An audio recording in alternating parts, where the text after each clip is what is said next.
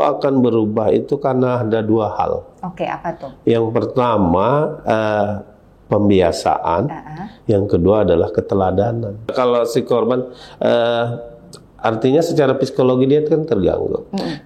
Ciri yang paling nampak itu kan jadi pendiam, jadi pemurung dia gitu kan. Dan keputusasaan muncul dalam raut muka, gitu kelihatannya. Jadi guru yang peka pasti ini kan cepat tanggap gitu. Kawan guru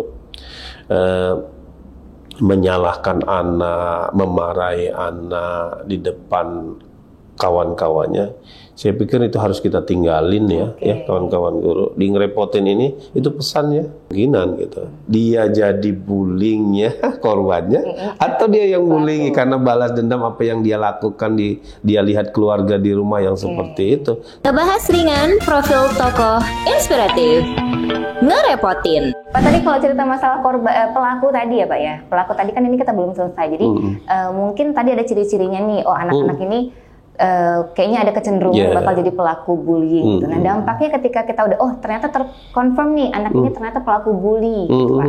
Apa yang harus kita lakukan Pak? Ya makanya dari awal sekolah itu ada SOP ya, standar operating prosedur. Ngapain kalau ada anak yang sudah melanggar aturan, ada teguran secara lisan, ada teguran secara tertulis, kemudian kita panggil dengan orang tua juga nggak selesai, ada skor. Kalau ini juga nggak jalan, tindakan terakhir itu biasanya ya kita minta mohon maaf Bu, kita pihak sekolah sudah berupaya maksimal, kita tanya lagi solusinya. Nah, tidak buru-buru kita berhentikan, karena kan kalau kita berhentikan, sedangkan dia dididik aja kayak gitu karakternya, apalagi kita berhentikan mau jadi apa? Makanya saya suka tidak setuju ada anak nakal pecat. Nah, bahasa pecat kan mestinya nggak ada kan? Benar. Sekarang udah nggak ada lagi. Nggak mesti. Tapi kan itu kan jujur kayak misalnya anak dengan kenakalannya kemudian kita berhentikan, terus mau jadi apa? Mau jadi apa di masyarakat? Benar. Kan harusnya semakin jadi ngerepotin masyarakat Mbak. Kan gitu ya kan? Literally ngerepotin ya Pak ya. Benar ngerepotin gitu ya. Harusnya sih memang sekolah ngambil harus ada solutif dong. Makanya kerjasama itu yang kita butuhkan. Benar. Gini loh Mbak, mengubah karakter sikap kan tidak semudah membuka telapak. Kalau saya kerja menggunakan ini dengan benda mati salah, saya gampang menghapus. Terus bagaimana dengan anak? Apa mau saya lipat, saya banting, selesai kan enggak seperti itu. Kita perlu waktu. Benar, harus ada prosesnya. Maka kembali ke guru lagi. Dan kembali juga ke yang tadi yang sinergi ya Pak. Iya benar. Pak, tapi kalau ada nih terjadilah sebuah perilaku bullying nih di sekolah, ada korbannya, ada pelakunya. Apa sih dampaknya buat sekolah Pak? Gini ya. Pendidikan itu kan tidak hanya transfer akademis loh Mbak, tapi mereka kayaknya serius sekali dengerin aku. Ini kita kayak lagi seminar ya Pak. Iya, kok serius sekali gitu. Biar nyerap Pak, nanti biar bisa dibagiin ke yang lain gitu Pak. Ya. Jadi apa sih dampaknya gitu Pak? Iya, terhadap sekolah kan besar Mbak. Misalnya kok ada sekolah yang anak-anak tawuran telah didata, ternyata masih sekolah. Kan pasti berimbas ya terhadap sekolah. Oh ini sekolah ini tidak bagus begitu kan, dicemooh masyarakat. Kemudian itu dalam kerangka yang besar. Kemudian apa? Kalau ada yang seperti kasus-kasus seperti itu, dianggap pendidikan itu kan tidak berhasil ya.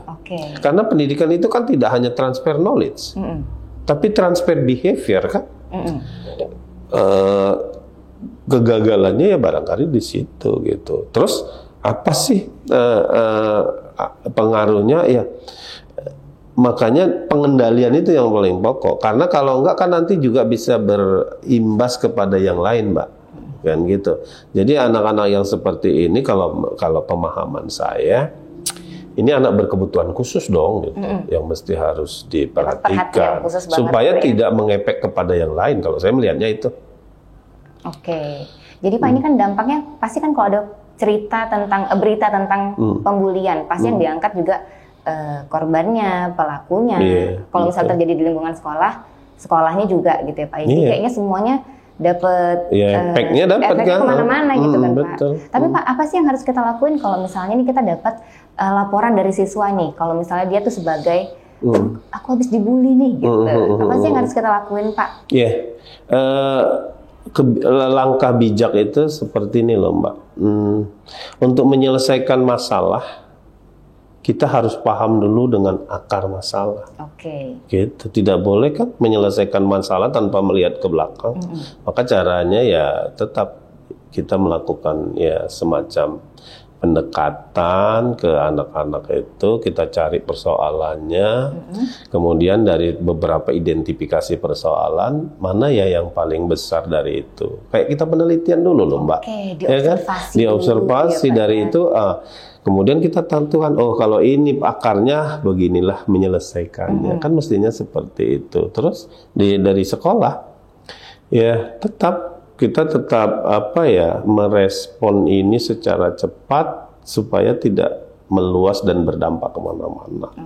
Begitu nah pertama-tama kita pertemukan dulu, kita observasi dulu masalahnya apa gitu ya.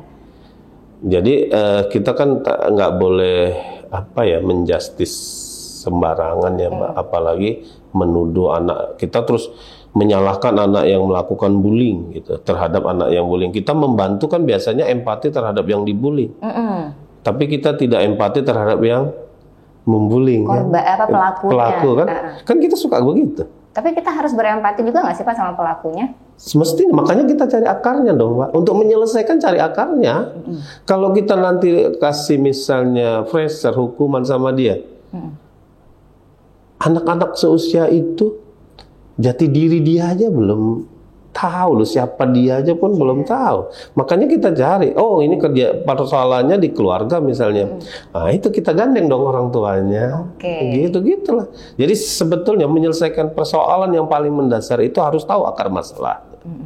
Baru selesai. Kalau enggak terus-terus. Kalau enggak, cobalah kita lakukan hal-hal yang seperti itu salah. Kita empati, oh kasihan ini yang dibully kan. Terus sama dia nggak kasihan. Padahal ini kan perlakuan yang salah. Terus kita biarin, kita kasih hukuman. Nyelesaikan masalah enggak Mbak? Enggak dong. Berarti kita kasihan karena dia nggak tahu ternyata apa yang dilakukan itu dampaknya negatif gitu ya Pak. Kita menyalahkan anak menggunakan gadget. Tapi kita nggak pernah kasih tahu kenapa salah dia menggunakan gadget. Benar. Kan nggak benar ya Mbak? Iya sih. Jadi kasihan karena anaknya nggak tahu gitu ya Pak ya. Makanya saya kadang-kadang saya sampai kadang-kadang, karena dulu saya juga pernah di relawan narkoba. Saya bilang, anak narkoba sampai gitu kan nggak boleh masuk kampus. Terus mau ngapain? Mau kemana dia? Kan gitu. Nggak solusi ya Pak? Saya pikir enggak kan. Cobalah. Kalau semua anak yang bandel, anak yang nakal itu kita terus hukum dengan hukuman, menyelesaikan masalah enggak sih hukumannya itu? Tapi Pak, kalau misalnya sekarang nih Pak, kan kasus bully itu udah makin banyak ya. Nah jadi kan pasti korbannya nih ada hukumannya. Ada nggak sih hukuman buat pelaku bully ini yang sudah diatur sama negara gitu Pak? Iya, kalau pihak pemerintah saat itu sudah melanggar hukum pidana dan semuanya, kan kalau pemerintah menyelesaikannya dengan kasus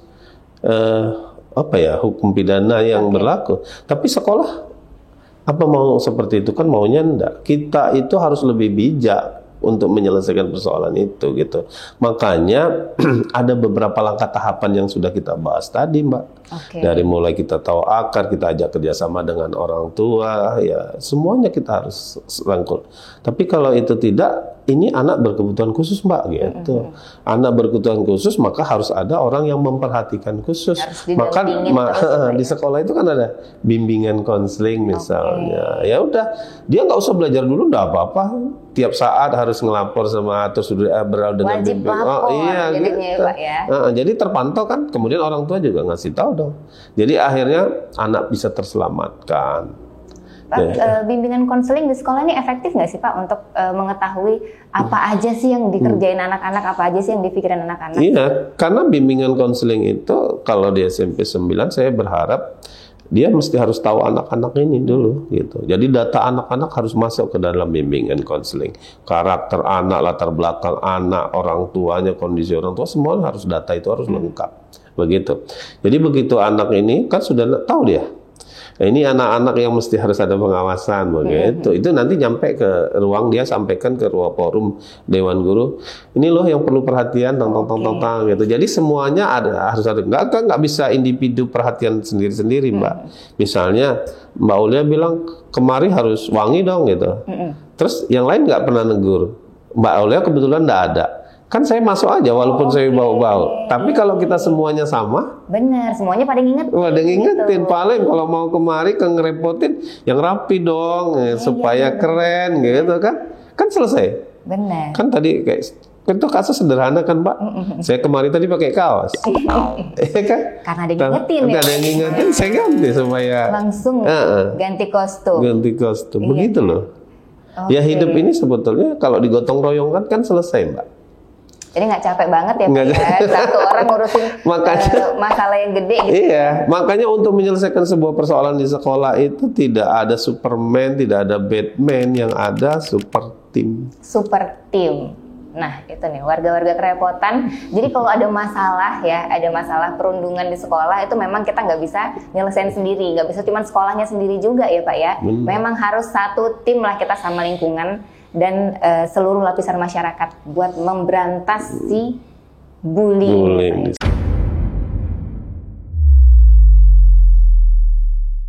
Kasus bully ini memang udahlah ya kan Pak. Tapi Pak, kalau kita cerita program sekolah nih Pak, program sekolah yang udah Bapak bikin untuk menghindari anak-anak dari kegiatan bully ini apa Pak? Iya, terima kasih Mbak Ola. Ini agak panjang ya, karena program kita dengerin Pak, ini yang kita butuhkan. Yang jelas gini, di SMP 9 itu, bahkan di SMP-SMP yang lain saya yakin dan percaya ada alur kerja yang jelas. Hari Senin kita menanamkan nilai-nilai kebangsaan. Oke, itu kita ngapain? Iya, yaitu dengan kegiatan upacara, misalnya menyanyikan lagu-lagu nasional, misalnya. Kemudian bagaimana mencintai negeri ini, yaitu dari awal di Senin fokus kepada wawasan kebangsaan. Kemudian di hari Selasa ada kegiatan namanya adalah pendidikan ramah anak. Pendidikan ramah anak. Iya, pendidikan ramah anak itu gini loh. Kalau Mbak Aulia manggil saya kalau di sekolah abang gitu ya, tidak boleh nama gitu kan, supaya kalau manggil abang kan artinya adik yang kelas 7 itu hormat terhadap abang yang kelas 8 dan kelas 9. Dibalik, yang kelas 9 dan kelas 8 manggilnya Dek gitu kan. Itu kan panggilan yang menyejukkan hati. Daripada kau, gitu kan. Itulah membangun, jadi membangun komunikasi dari pendidikan ramah anak. Kemudian apa itu? Siapapun yang melintas, apapun kita, kenapa budaya dulu kita lupain ya Mbak? Dulu kalau kita lewat di depan orang banyak, kita menjulurkan tangan, menundukkan badan. Budaya itu kan sudah mulai luntur. Itu kan sebetulnya membangun anak-anak supaya ini loh, kita itu tidak lebih hebat dari orang. Kita harus bisa menghargai orang. Itu yang dibangun di pendidikan ramah anak. Kemudian apa? Ya, saya berharap anak-anak itu yang terbentuk di lingkungan yang kurang benar itu kan biasanya ada bahasa Mbak. Iya kan, Mbak? Iya, benar. Dan itu karena sudah terbentuk di apa namanya, di lingkungannya, ya kita itu kan akan muncul ke sekolah. Inilah juga yang akan kita kurangin kapasitasnya. Jadi diajak bahwasannya itu tidak ramah, itu membuat orang tidak senang, tidak nyaman. Maka bahasa itu dia perlahan-lahan kita hapus, kita kurangi volumenya gitu. Karena nggak kita biasain. Ya sudahlah, 7-6 jam di sekolah kita gunakan bahasa yang santun gitu. Jangan biasa kebun binatang. Tapi kalau di sekolah nggak kita terapin itu, ya sudah di masyarakat begitu, di sekolah begitu. Ya, Pak. Ya akhirnya itu sudah familiar, dianggap tidak berdosa kan, Pak. Normal aja itu deh. Itu hari Selasa. Kemudian kalau hari Rabu kita kan mau cerdas juga. Apa itu, Pak? Ya, itu pendidikan literasi namanya. Literasi numerasi itu di hari Rabu. Oke, itu kita ngapain, Pak? Kreativitas, kemampuan mereka menulis, menganalisa. Ya, misalnya dia pintar berpidato dengan, nah itu kita tampilkan. Oke, jadi kayak ada panggung gitu Iya, ya? panggung kreativitas, tapi kalau itu fokusnya pada literasi dan numerasi. Kemudian di hari Kamisnya itu pasti karakter. Karakter itulah yang apa yang saya sampaikan tadi. Mereka ini kan masih wangi ya, masih orang yang masih bisa dipoles gitu kan. Kalau kayak kita udah repot molesnya ya kan, Pak. Penuh banget ya Pak, udah kasetnya udah ini kan. Yes. Nah, mereka yang mesti harus dipoles ya, kita bagaimana nih kata yang dibolehkan gini loh. Nah, ini loh. Kalau mau sampai dalam proses pembelajaran jangan nyelonong loh kalau ngomong, kalau mau nanya sama guru, Bu, gitu kan. Kita izin Bu, boleh saya enggak bertanya? Sampai begitu, itulah melahirkan pendidikan karakter. Sampai di situ pun juga kita tetap ajarin ya Pak ya, ke anak-anaknya. Kemudian di hari Jumatnya itu religi, namanya kita buat judulnya adalah Jumat Religi. Nah, di situ pemahaman agama, penguatan nilai-nilai agama, sampai dia kalau yang Muslim baca Quran, yang Kristen itu baca Alkitab, sampai gitu-gitulah. Kemudian nanti disudahi dengan semua yang mimpin itu adalah anak-anak. Guru hanya memfasilitasi. Jadi anak-anak semuanya tampil ya Pak ya? Tampil ya, bergilir kan gitu. Ada kesempatannya semuanya. Kemudian hari Sabtu, inilah ajang dia kemampuan bakat dan prestasi. Oke, ada juga berarti kayak hari Sabtu kreasi namanya. Iya. Oke. Jadi apa kemampuan? Jadi kalau saya yakin gini loh, kalau kita wadahi mereka, mereka pasti punya bakat dan prestasinya itu. Sekarang kan dia nggak tahu mau ngapain. Benar. Karena usia SMP ini kan kayak lagi mencari jati diri. Iya, dia belum tahu siapa dirinya kan. Gitu.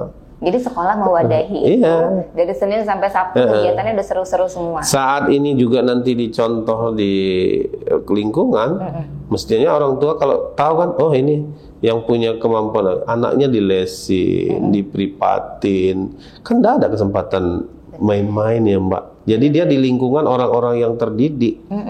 Kalau dilepasin, dia kan nyari kawan-kawan bermainnya yang tidak lingkungan pendidik. Bahkan ada anak yang itu kan berdampak nanti. Yang sefrekuensi yang cari ya kan. Gitu. Jadi itu juga apa ya Pak, kegiatan-kegiatan yang padat itu bisa bikin anak-anak nggak inget lagi nih untuk dan lain-lain. Iya benar, gitu ya. Benar. Mungkin itu salah satunya.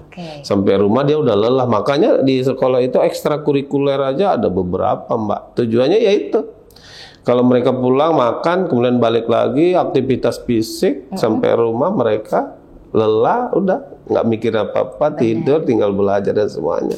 Saya pikir itu ya mengurangi lah resiko bermain yang tidak bermanfaat.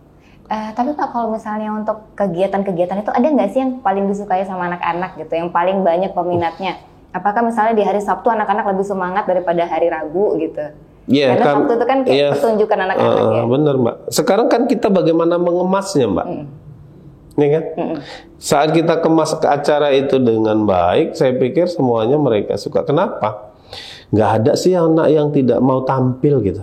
Oh, semuanya kayaknya menunjukkan kemampuan. Ya karena dia punya bakat dan potensi berbeda kan Pak.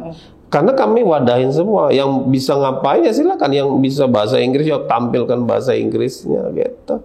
Ya silakan saja. Saya pikir semua kegiatan itu tinggal bagaimana mengemasnya. Ya, tapi kalau dipilih karena dari sekian itu mungkin yang paling favorit ya Sabtu Kreatif. Sabtu Kreatif. Ada juga kalau di SMP 9 juga ada paling senang hari Sabtu. Kayaknya datangnya hari Sabtu aja, Pak. Sabtu Kreatif. Ya kan? Cuma ya ada kelemahan kita di SMP 9 itu lahan ya. Tapi kalau begitu saya di SMP 10, saya sudah ada panggung kreativitas sekarang. Tapi walaupun lahannya kecil tidak mengurungkan niat anak-anak untuk tampil ya Pak ya.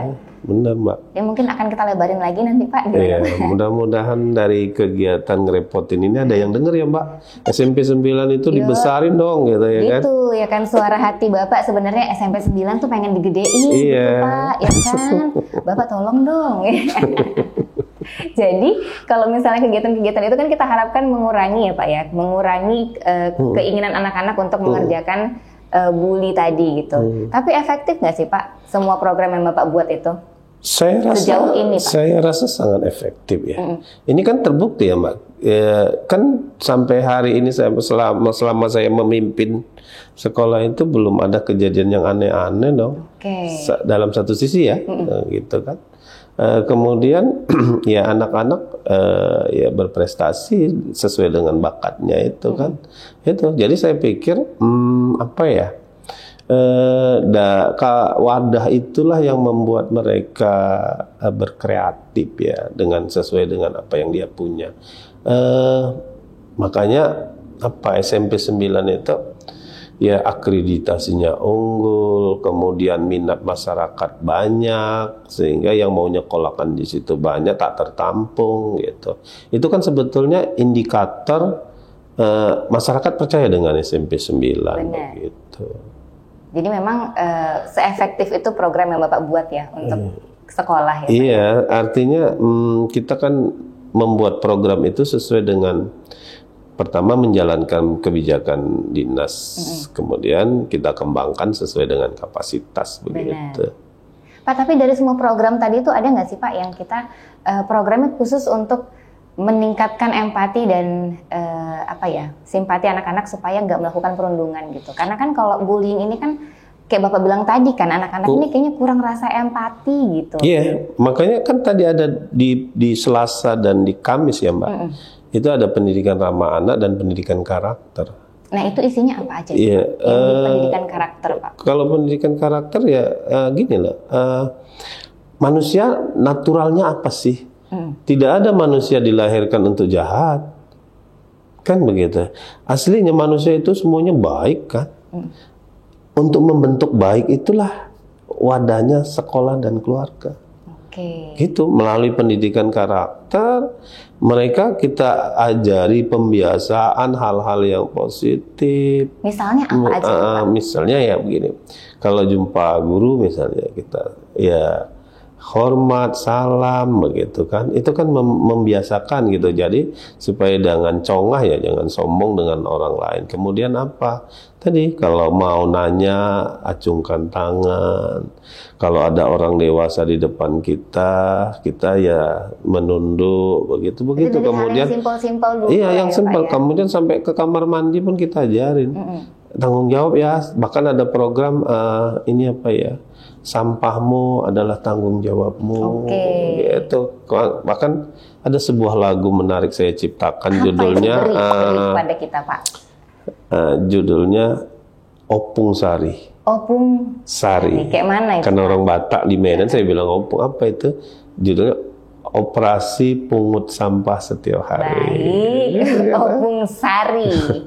Operasi Pungut Sampah Setiap Hari. Ini selama ini cuma dengernya Lisa, lihat sampah ambil ya Pak. Ternyata ada Opung Sari juga sekarang. Itu kan pembentukan ya jati diri untuk anak, membiasakan hidup bersih, tanggung jawab terhadap apa yang dia kerjakan, kan begitulah deh. Jadi sebenarnya halnya simpel-simpel banget untuk. Iya, yang realita dulu yang bisa dikerjakan saja sama kita dulu ya Pak. Benar Mbak. Pak, jadi Bapak ada nggak sih kasus bullying yang pernah Bapak tanganin Pak? Sejauh ini ke saya tidak sampai. Biasanya kalau kasus-kasus itu berhenti di bimbingan konseling. Kalau kasusnya itu sudah merembak tidak bisa diselesaikan baru ke saya gitu. Tapi kalau ke saya itu biasanya jarang sekali gitu. Kasus bully yang ini kayaknya enggak, tapi kasus KDRT anak jadi korban, akhirnya anak tidak tahu di mana tempat menerima kasih sayang karena ya mohon izin ya kawan-kawan ngerepotin itu kadang di SMP 9 itu ayahnya ada di penjara, emaknya ada di Malaysia, tinggalnya sama neneknya, sampai bilang untuk ongkos saja kadang nggak ada begitu. Jadi di SMP 9 kita bentuk di wadahnya itu namanya wadah OSIS peduli. Oke, itu apa Pak? Ya, mereka ini ya sumbang-sumbangan yang secara ekonomi beruntung, yang membantu kawan-kawannya yang kesulitan secara ekonomi. Ya memang begini Mbak. Ih, si ampun. Itu di zamannya Bapak bikin kegiatan begitu? Iya, apakah di zaman saya atau saya melanjutkan, saya kan itu kan apa ya Mbak, privasi ya. Oke, baik. Nggak Tapi itu mesti keren harus banget kita sih. bedain Mbak. Yes, dan itu sekolah-sekolah yang punya program kayak gitu tuh kayak jarang banget juga ya Pak ya. Karena Iya. tuh program apa ya, mulia banget gitu dari kecil anak-anak sejak dini udah diajarkan untuk Iya. ngebantu temannya gitu ya Pak. Apalagi ini kan bulan puasa, nanti kalau lewat itu ada pembagian takjil sampai begitu kita ajarin loh Mbak.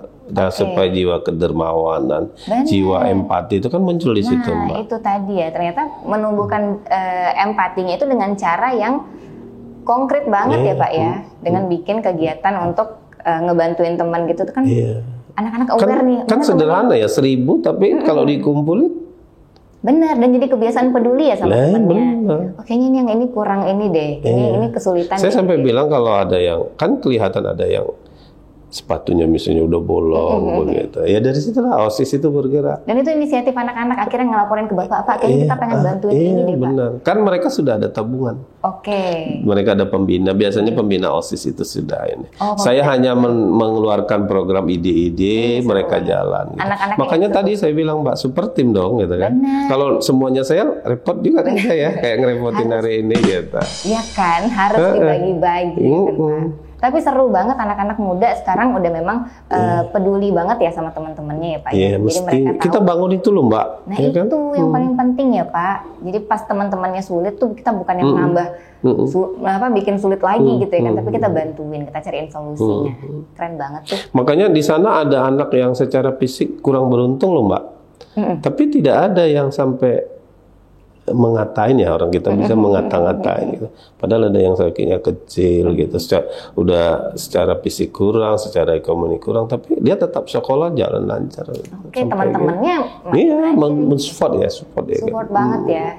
Itu keren sih Pak, memang benar-benar pembentukan karakter yang Bapak bilang tadi berarti berhasil ya Pak. Ya alhamdulillah, kita tetap, tapi kan begini, di sekolah itu kan terus ngalir ya Mbak. Tahun selanjutnya berganti orang, ya itu tetap kita jalanin. Soal tingkat keberhasilan itu lihat karakter anak yang mau masuk lagi kan Mbak, karena tingkat kesulitannya kan beda-beda dia kan, gitu. Tapi ini seru banget ya warga Kerepotan, karena kita ngobrol sama Pak Samyun Alim yang udah berhasil untuk kita bilangnya Pak ya, mengurangi bahkan menghilangkan mungkin kasus bullying di sekolah gitu. Ini Bapak sebagai ketua MKKS SMP di Kota Medan, apa yang Bapak pengen sampaikan ini buat teman-teman Bapak sesama kepala sekolah SMP mungkin punya kesulitan untuk menghadapi bullying ini di sekolah Pak? Ini boleh langsung. Kawan-kawan kepala sekolah unggul ya sekarang. Kalau dulu saya juluki kepala sekolah hebat karena mengikuti dengan program kebijakan Pak Wali, kita namanya kepala sekolah unggul. Harapan kita semua di MKKS bahwasanya peran kepala sekolah itu sangat menentukan. Kenapa? Ikan itu busuk itu dari mulai kepala, ekor itu akan ngikut dia. Jadi saya yakin dan percaya saat kita kepala-kepala sekolah punya visi ke depan jelas, punya program jelas, SOP-nya jelas, semua dibicarakan. Saya pikir kawan-kawan guru punya komitmen yang sama. Ingat, mengajar itu bukan hanya kewajiban, tapi itu adalah tanggung jawab kita bersama. Guru, jangan mengajar kalau tidak belajar. Setuju? Setuju banget. Berarti ini pesan yang mendalam banget ya. Iya. Jangan mengajar kalau tidak belajar. Kalau tidak belajar, harus belajar dulu berarti ya Pak ya. Iya, karena kenapa? Saya simbol itu mohon izin kawan-kawan Ikatan Guru Indonesia. Itu adalah kami di Ikatan Guru Indonesia. Kebetulan juga saya adalah kepala bidang Ikatan Guru Indonesia Pusat. Jadi kawan saya sebetulnya sudah nasional gitu. Jadi ngomong begini semuanya itu kan dari pengalaman. Apa yang saya dapat saya curahkan di sekolah untuk ya berbagilah. Karena moto Ikatan Guru Indonesia, sharing and growing together. Sharing and growing together. Oke, keren banget. Pak, ini kalau pesan untuk guru-guru tadi ya Pak ya, kepala sekolah dan guru-guru yang mungkin kesulitan untuk menghadapi kasus bully di sekolah gitu. Tapi kalau sekarang Ale pengen Bapak ngasih pesan buat anak-anak muda sekarang, gimana Pak caranya supaya kita bisa menghormati satu sama lain dan kita bersinergi untuk membangun lingkungan sekolah yang aman dan nyaman? Iya. Generasi Gen Z, saya ngerepotin ini. Pesan kita semua, pendidikan moral jauh lebih membuat kita berhasil dari hanya mengandalkan pendidikan akademik. Bangunlah kebersamaan, bangunlah kekompakan, karena kita sekarang tidak bisa jalan sendiri. Untuk itu, hidup ini hanya sebuah perjalanan panjang. Keberhasilan kita saat kita bisa menata hidup kita, belajar dari pengalaman dan hidup orang lain. Karena tidak ada kata berhenti untuk belajar. Pada generasi Gen Z, belajar, belajar, dan terus belajar. Karena dengan belajar, kita akan menguasai dunia. Itu Mbak. Asik banget sih Pak. Bapak Samin Alim, ini kita ngobrol soal bully, ini seru banget dan nggak kerasa ini sampai 1 jam lebih ya Pak ya kayaknya. Udah 1 jam ya Mbak ya? 1 jam lebih, nggak berasa ya Pak ya. Pak, terima kasih banyak loh udah ngobrol di Ngerepotin. Sama-sama Mbak Aulia. Saya tahu Bapak jadwalnya pasti padat banget setiap harinya, tapi ngeluangin waktu, masukin untuk ngobrol di Ngerepotin ke dalam agenda Bapak itu kita udah seneng banget. Terima kasih banyak ya. Sama-sama Mbak Aulia. Kita ketemu lagi next time ya Pak. Terima kasih. Oke, warga-warga kerepotan kita udah ngebahas tuntas soal bully di sekolah ya kan. Nah ini ternyata memang kita nggak bisa nyelesain ini sendiri, nggak bisa dari pihak sekolah aja, nggak bisa dari pihak keluarga aja. Emang kita harus bersinergi sebagai warga negara Indonesia untuk bersatu padu menghilangkan kasus-kasus bully ini ya kan. Nah buat kalian warga-warga kerepotan, kalian pengen nih ada tokoh-tokoh inspiratif lainnya yang bisa diundang ke Ngerepotin, boleh langsung aja tulis di kolom komentar. Dan pastikan kalian sudah subscribe channel Ngerepotin Medan. Oke, kita ketemu lagi di Ngerepotin selanjutnya. Bye-bye. Ngerepotin. Ngebahas ringan profil tokoh inspiratif.